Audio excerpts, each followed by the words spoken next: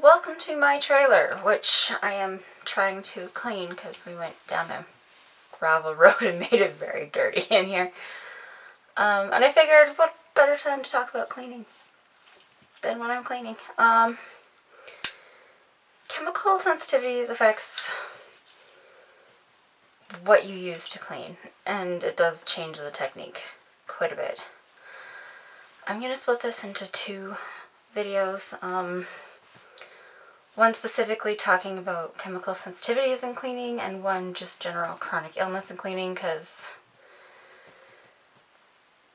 I mean, the chemical sensitivities does make you chronically ill after an exposure, but there's other factors too in that, and for me it's my back and my shoulders and stuff. So let's start with the products. So with chemical sensitivities, you are going to want to minimize hard the products that you're bringing into your house. A lot of people, when it comes to cleaning in general, like, we're not talking specifics like laundry or dishes, or those are in separate videos, but just general house cleaning, like scrubbing your tub and your floors and your toilet and your counters and all that jazz. The safest and best for everyone, cleaning is the most basic. So you're going to end up not having a different product for every single thing. You're not going to have a toilet bowl cleaner, and you're not going to have a separate bath and shower cleaner, and you're not going to have a separate one for the mirrors.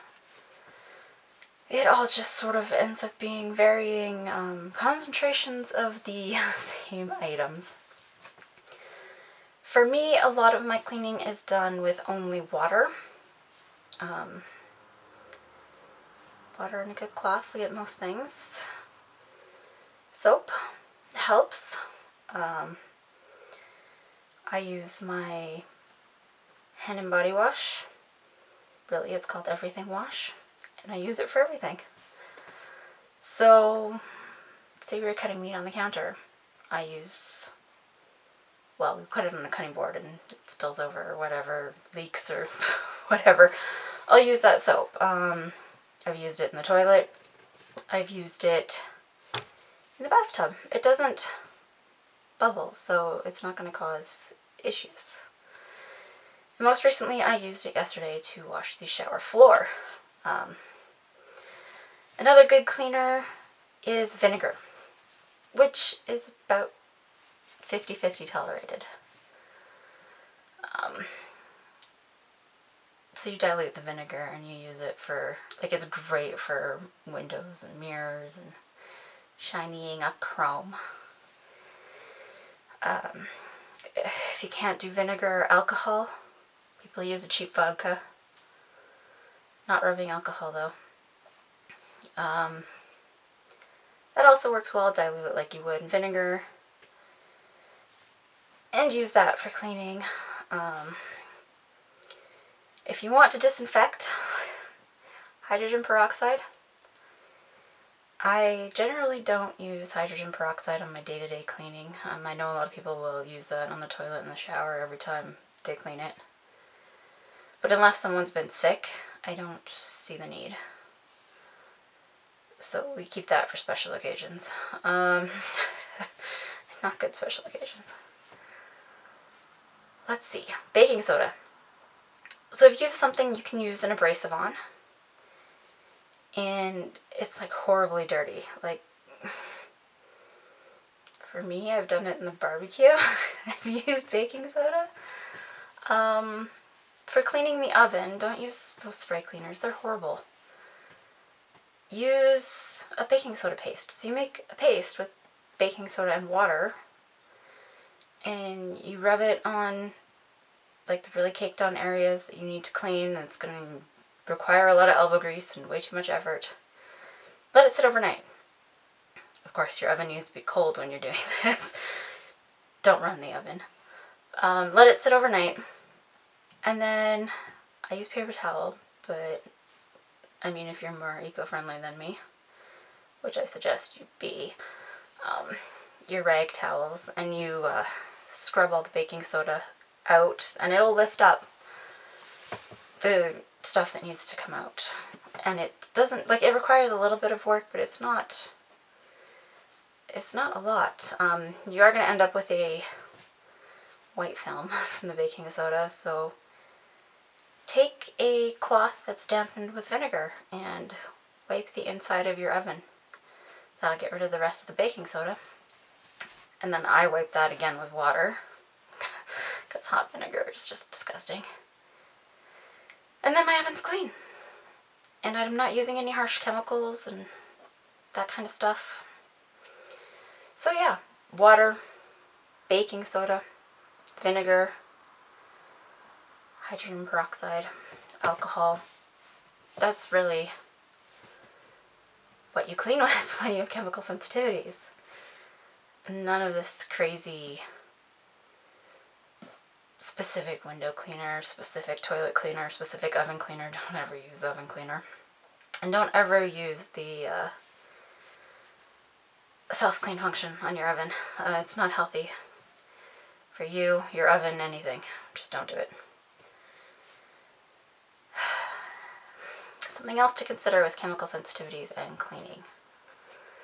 If you are in the market for a mop, steam mop, a duster, vacuum, really anything, check. Everything right now is so fragranced. It's not even funny. For dusting, it is recommended that you just use a damp cloth. Because all the dusters now have fragrance. Like, I have some really old Swiffer dusters from before they partnered with Febreze. We're talking like 10, 15 years ago. And when I run of those, it's going to be a damp cloth because all the rest have Febreze. And that's not healthy. Vacuums now. A lot of them have a fragrance emitter, and a lot of times people buy them and not even realize that, hey, this has a fragrance emitter on it, and then the whole unit is so contaminated with that fragrance that they can't use it, and they have to either return it or throw it out. Usually it ends up getting thrown out because you're not healthy enough to return it. So please read very carefully. I bought a little spot steam cleaner a couple of years ago, and I just immediately threw out the cleaning solution, because it's not actually cleaning solution. It doesn't help anything. Like, I've just used water, and I've used vinegar in it once. But it's just fragrance. Same with mops, the cleaning solutions. You can just use water or a diluted vinegar or a diluted alcohol. If it's somewhere you want to disinfect, like around the toilet, use hydrogen peroxide. You don't need the cleaning solutions, and they are usually just fragrance anyways.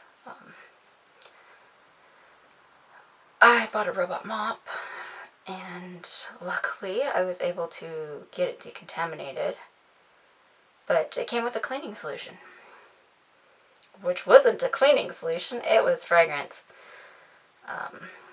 Steam mops, vacuums, it's all very common to have fragrance, so check before you buy. Some stores don't even list that there's fragrance included, so you've got to be very careful, check multiple sources. Shouldn't be that complicated, but it really is, and it really sucks that it has to be that complicated. Anyways, I guess that's my advice on cleaning with chemical sensitivity, is minimize. I just have a spray bottle with a bit of vinegar in it and a bunch of water, and I use that for almost everything. And then my soap. Sometimes baking soda if stuff is stuck, but